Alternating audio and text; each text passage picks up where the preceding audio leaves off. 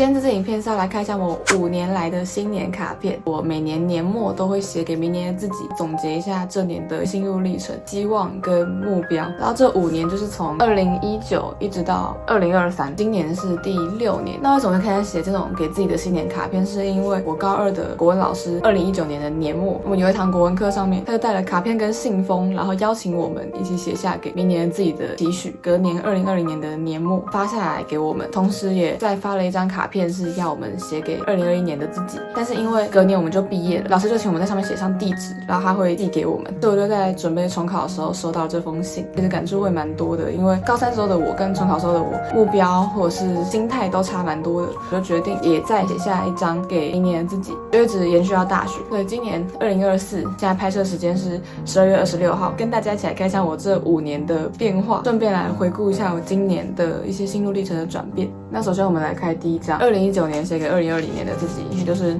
高2那时候写的。老师有准备这个为2019大事记，然后用甘特图的形式去呈现。接干这个词好久以前，高中的社团不是也会有一些干部吗？那个时候我是在校刊社接了校刊的总编这个职位，但后面蛮多都是跟校刊社有关的活动。暨中央校刊比赛有得奖，筹备很久的迎新洛城文艺奖。台北市中正高中因为是以很开阔的夕阳风景著名，所以是有一个洛城的称号。那我们的文艺奖就是给大家投稿文学作品和艺术作品的，叫做洛城文艺奖。那时候我们宣传就蛮用力的，因为这个学校的写作风气、创作风气本来不太高，文艺奖投稿的件数真的很少。跟我们的指导老师就是弄一些讲座，就请学校的国文老师来讲关于散文啊、新诗啊这些每个项目可能要怎么去写，或者是一些作品的赏析的这种讲座。投稿件数只有30-40件，变成400多件，对高中我来说是一个蛮大的成就感，就蛮怀念的。那个时候真的是蛮常熬夜的，整年都在忙这件事，其实就真的算是一种很用力的在玩社团。最后我们的校刊也有在全国比赛上得奖，倾注这个青春下去的感觉。我就写说希望高3的自己能够确立好自己的目标，好好完成，不要偷懒，不要太放松。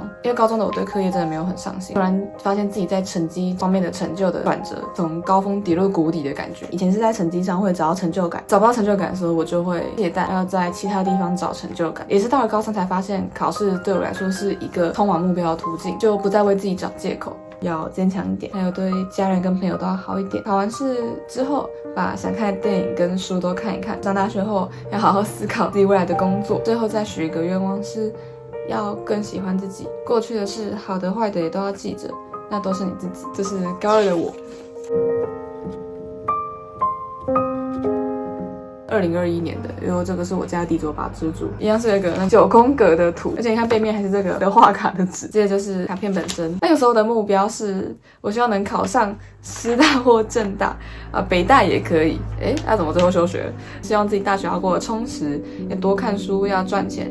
然后交朋友，成绩要维持住，然后在家不要只会耍废，然后如果可以常常写日记就好了。这个到大学都有持续下去。其实2020后半年过得蛮开心的，考试的压力是在暑假的时候最大，后来上学之后被班上的气氛影响了，整个变得很散漫。希望大学可以顺利，寒假和自己规划的一样丰富。那最后希望自己可以有所成长，不要再忘东忘西，也不要一直挂念不开心的事，偶尔感伤常保笑容。也就是高3的时期。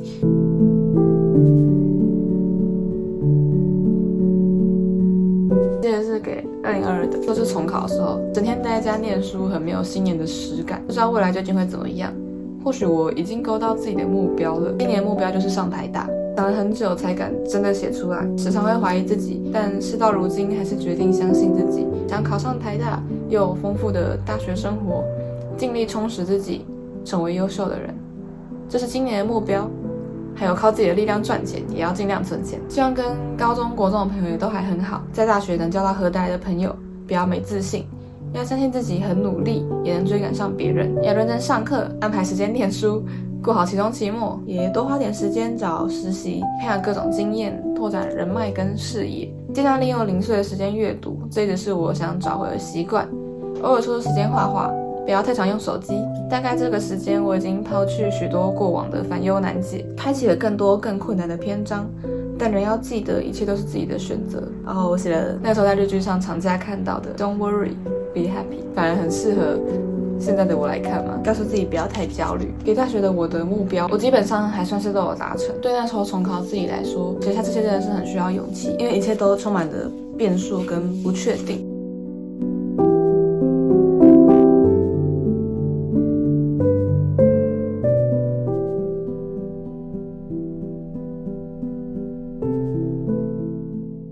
是给2023年的自己，大一写给大二的我，给2023的蔡小真。其实现在还是被不少烦恼缠身，对爱情的矛盾，对未来的迷惘，对目标难度的忧虑与压力，期末啦，要跨年啦，但都还是有不少烦恼那样。也不像以往对未来充满希望，当然还是对未知抱有期待，但突然结束了大一上和难以平静的玩心，令人无法好好规划。旁人总说我比较成熟，考虑得多，读书认真，听到确实会开心，只是不免怀疑这样就够了吗？或是害怕自己沉浸在这样的满足感而止步不前。经过一连串不开心的事，认为有一些心态是可以期许自己拥有跟改变的。先释人，再投入感情，爱情的盲目是往后的硬伤。我看来我这时候对感情真的是非常烦恼。学习谦卑而有自信，保有原则与生活品质。玩乐与放松只是努力与压力的附属品。与人分担烦恼，讨论对策，但不要急性子。情绪上来时要适度的压抑。因为我以前性格情绪真的非常的冲，就是很直接，如果不抒发或是不讲出来，我就会觉得整个闷着，我没有办法。后来发现这种很直接的情绪表达会造成人与人之间很大的冲突，就是学着先把情绪压下来，好好理清自己不开心的是什么，还有可以怎么去解决。真心感谢身边的人，发言谨慎，开玩笑跟伤到人只有一线之隔。高中我跟同学互动其实就是打嘴炮，然后这个习惯被我带到大学，就有些朋友会被伤到，有把这件事放在心上，然后收敛了许多那样。5、4、3、2、1。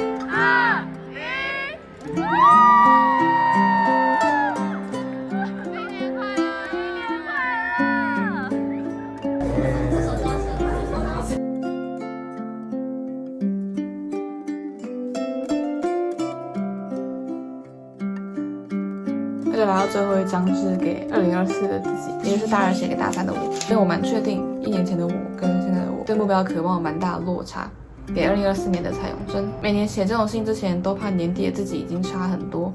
但回想每一年都还是有不变的地方。今年上半年很精彩充实，下半年却常常感到空虚。年末年初的思绪真的很混乱，明明以往是很沉着的，此刻就连寒假都令人毫无头绪。不过有慢慢走回正轨了。2023年我学到了什么呢？最大的改变是在感情上懂得收回自己的心力。上半年专注在管顾专案跟艺术季，有做出成果，也借此申请到许多的机会，也体认到自己还有很多可以学习的地方，应该要多把握与人交流的机会，而不是待在自己的舒适圈。有一阵子会觉得一直跟没有那么熟的人接触会有点疲乏，所以才退回自己的舒适圈，但我觉得这个没有什么不好，都是个人选择。最近也是好好调试这方面。2024年，我希望自己拥有更开阔的心胸，在各种意义上多包容朋友的缺点、他人的瑕疵，还有勇于接纳机会，主动抓住机会，确认自己的核心价值，以此为取舍原则，对生活抱有动力和热忱，然后更用心在课业和频道上，认真对待生活，能够独处。真正感受到自在快乐。希望大学后有空间能让我真正做自己，而不是尽力维持他人眼中的形象。去年或是今年的上半年，我确实有觉得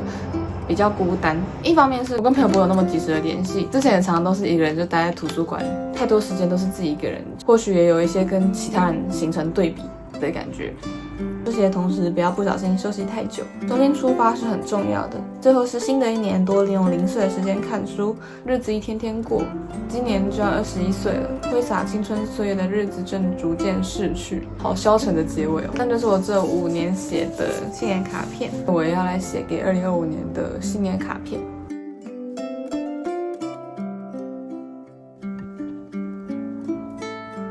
写完了内容，我们就等明年有机会再来一起开箱。那我们就在这边做一个收尾，不知道大家2024年过得怎么样，可以在底下留言跟我分享。那也祝大家新年快乐，我们下次影片再见。